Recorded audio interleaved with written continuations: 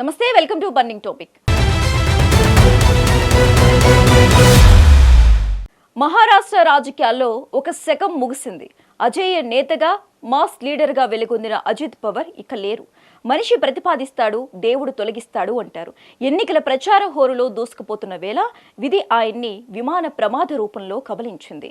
బారామతి గడ్డపై అడుగు పెట్టాల్సిన నేత అనంత లోకానికి వెళ్లిపోయారు. అసలు ఆ లియర్ జెట్ 45 వెనుక ఉన్న చీకటి చరిత్ర ఏంటి? ఆ విమానం ఎగిరే శవపేటికగా ఎందుకు మారింది? Let's watch.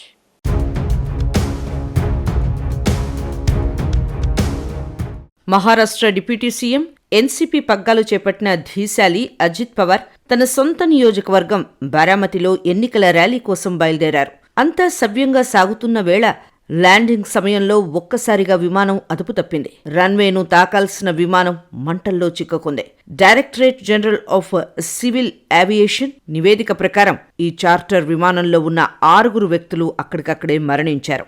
ల్యాండింగ్ ప్రక్రియలో ఉన్న సాంకేతిక లోపమే ఈ ఘోరానికి కారణమని ప్రాథమికంగా భావిస్తున్నారు. అజిత్ పవార్ ప్రయాణించిన విమానం బాంబార్డియర్ లీజర్జెట్ 45XR. దీని రిజిస్ట్రేషన్ నెంబర్ VKSSK. ఈ విమానానికి సంబంధించిన టెక్నికల్ స్పెసిఫికేషన్స్ చూస్తే షాక్ అవ్వాల్సిందే.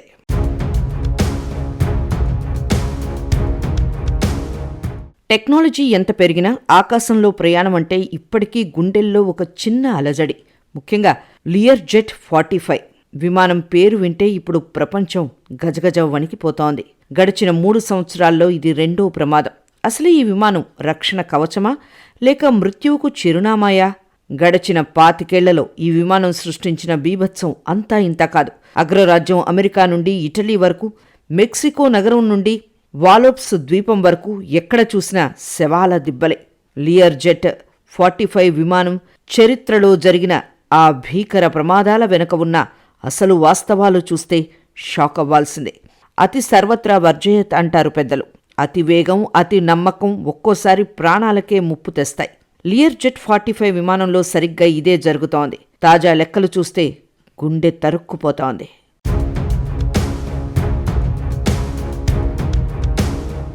అజిత్ పవార్ ప్రయాణిస్తున్న చార్టర్ విమానం ప్రమాదకరమైన ట్రాక్ రికార్డు కలిగి ఉంది. ఈ విమానం కూలిపోయిన చరిత్ర చూస్తే వెన్నులో వణుకు పుట్టిస్తోంది. ప్రపంచవ్యాప్తంగా ఈ విమానానికి సంబంధించి దాదాపు 200 ప్రమాదాలు జరిగాయి. ఈ చార్టర్ విమానానికి భారతదేశంలో కూడా చీకటి చరిత్ర ఉంది. కూలిపోయిన విమానం 16 సంవత్సరాల నాటిది.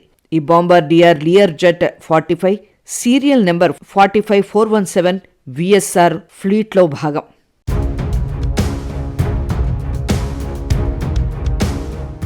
బారామతి విమానాశ్రయంలో కూలిపోయిన అజిత్ పవార్ విమానం లియర్ జెట్ 45XR మోడల్.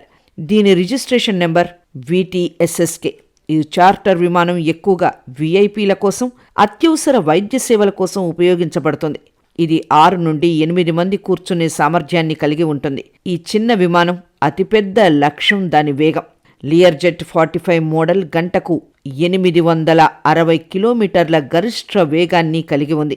ఈ విమానం ఒకే వేగంతో దాదాపు 4000 కిలోమీటర్లు ప్రయాణించగలదు.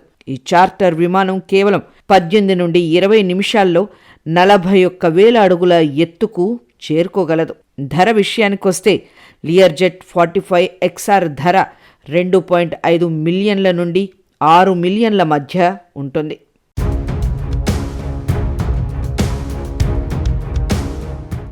అజిత్ పవార్ ప్రయాణిస్తున్న విమానం ఢిల్లీకి చెందిన charter company VSR ventures private limited నిర్వహిస్తోంది.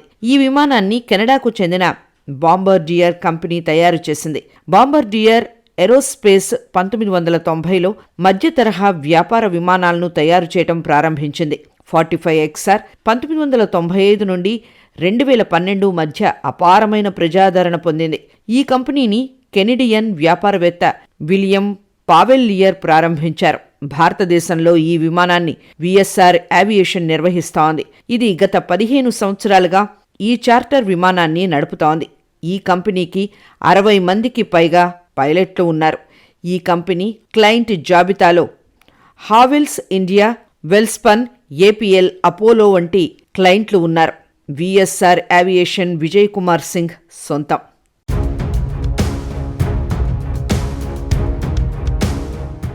అజిత్ పవార్ ప్రయాణిస్తున్న ఈ విమానం ఢిల్లీకి చెందిన విఎస్ఆర్ వెంచర్స్ ప్రైవేట్ లిమిటెడ్ అనే చార్టర్ కంపెనీకి చెందింది. దీన్ని విజయ్ కుమార్ సింగ్ నిర్వహిస్తున్నారు. ఈ సంస్థకు 60 మందికి పైగా పైలట్లు ఉన్నారు. హావెల్స్ ఇండియా, వెల్స్పన్ వంటి పెద్ద కంపెనీలు వీరి క్లయింట్లు. అయితే ఇక్కడ గమనించాల్సిన విషయం ఏమిటంటే బాంబర్డియర్ ఏరోస్పేస్ కంపెనీ 2021లోనే లియర్ జెట్ 45 మోడల్ ఉత్పత్తిని నిలిపివేసింది. ఉత్పత్తి ఆగిపోయిన విమానాలను పాత వాటితోనే సర్వీస్ నిర్వహించడం ఎంతవరకు సురక్షితం? Prevention is better than cure అంటారు. కానీ ఇక్కడ భద్రతా ప్రమాణాలను విస్మరించారా అన్న ప్రశ్న తలెత్తుతోంది.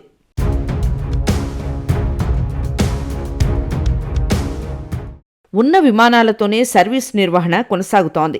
అజిత్ పవార్ ప్రయాణిస్తున్న లియర్ జెట్ 45 మోడల్ విమానం గత 3 సంవత్సరాల్లో 2 ప్రమాదాలకు గురైంది.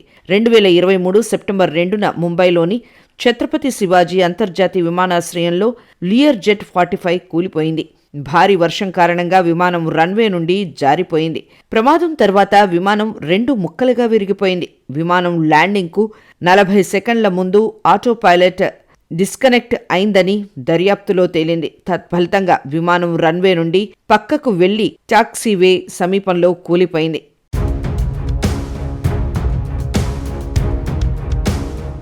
ఫిబ్రవరి 2001 మెక్సికో శ్మశానమైంది. కేవలం 3 ఏళ్ల కాలంలోనే ఇది 2వ ప్రమాదం. అంటే పరిస్థితి ఎంత భయంకరంగా ఉందో అర్థం చేసుకోవచ్చు. 2021 ఫిబ్రవరి నెల మెక్సికోలోని ఎల్ లెన్సెరో విమానాశ్రయం ఒక్కసారిగా మంటల్లో చిక్కుకుంది. గాలిలోకి ఎగిరిన కొద్దిసేపటికే లియర్ జెట్ 45, లియర్ జెట్ 45 కుప్పకూలిపోయింది. ఆ విమానంలో ప్రయాణిస్తున్న 6 సైనికులు మాతృభూమి సేవలో ఉండగానే ప్రాణాలు విడిచారు.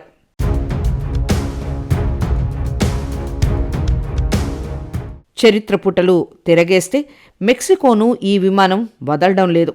November 2008 Mexico city. అది మెక్సికో సిటీ అంతర్జాతీయ విమానాశ్రయం. ఆకాశంలో అల్లకల్లోలం మొదలైంది. పైలట్ నియంత్రించలేకపోయాడు. రెప్పపాటు కాలంలో లియర్ జెట్ 45 భూమిని ఢీకొట్టింది. ఆ రోజు 9 మంది ప్రాణాలు గాల్లో కలిసిపోయాయి. కేవలం ఒక దేశం మాత్రమే కాదు, మరుసటి ఏడాదే అమెరికాలోనూ ఇదే సీన్ రిపీట్ అయింది. July 2009 America Lear jet 45 RX version విమానం గాలిలో వాతావరణ మార్పులకు విపరీతమైన అల్లకల్లోలానికి గురై ఘోర ప్రమాదానికి గురైంది. అదృష్టవశాత్తు ప్రాణనష్టం తక్కువైనా ఈ విమానం భద్రతపై నీలి నీడలు కమ్ముకున్నాయి.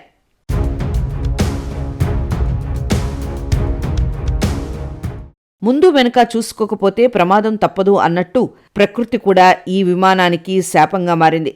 June 2003 melon, Italy. మిలాన్ విమానాశ్రయం నుండి టేకాఫ్ అవుతున్న సమయంలో అనుకోని అడ్డంకి. ఆకాశంలో పక్షుల గుంపు విమానాన్ని ఢీకొట్టింది. ఇంజిన్ ఫెయిల్ అవడంతో విమానం క్షణాల్లో నేలమట్టమైంది. ఆ విమానాన్ని నడుపుతున్న 2 పైలట్లు స్పాట్లోనే మరణించారు.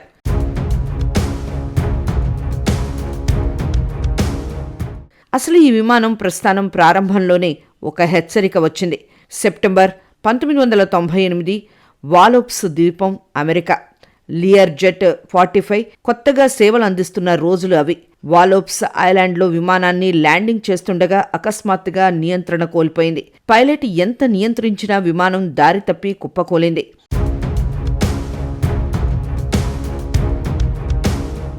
1998 నుండి 2021 వరకు లియర్ జెట్ 45 విమానం ఏదో ఒక రూపంలో మరణాన్ని మోసుకొస్తూనే ఉంది.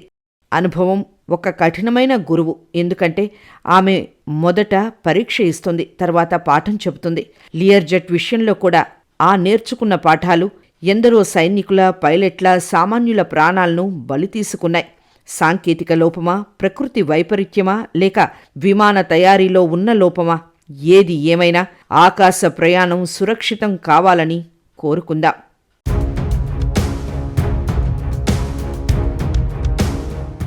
అజిత్ పవార్ మరణం మహారాష్ట్ర రాజకీయాల్లో భర్తీ చేయలేని లోటు.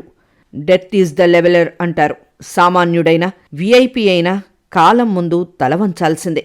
అయితే ఇలాంటి ప్రమాదకరమైన ట్రాక్ రికార్డు ఉన్న విమానాల్లో విఐపీల ప్రయాణం ఎంతవరకు సమంజసం అనే చర్చ ఇప్పుడు దేశవ్యాప్తంగా మొదలైంది.